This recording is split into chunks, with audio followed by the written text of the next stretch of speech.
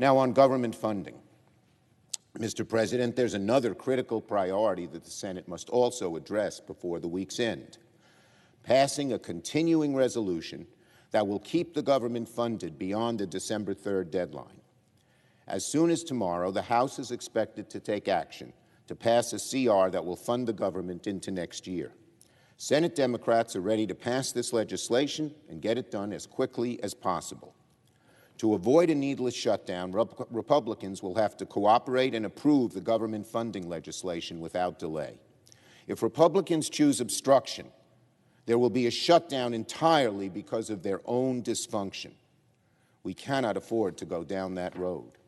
As winter begins, the last thing Americans need right now is an avoidable, Republican-manufactured shutdown that will potentially harm millions of federal workers, harm their families, and harm local communities that rely on an open and functioning federal government.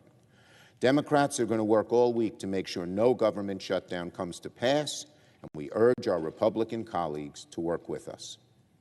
On debt limit. Also, Mr. President, soon the Senate must take action to assure that the United States does not default on its sovereign debt for the first time in history. I recently had a good conversation with the Republican leader about this issue, and I expect to continue those talks on achieving a bipartisan solution to addressing the debt limit. By now, we know the dangers of an unprecedented default. Secretary Yellen has warned that failure to extend the debt ceiling would eviscerate our economic recovery, and says our country could yet again slip into, quote, a deep recession.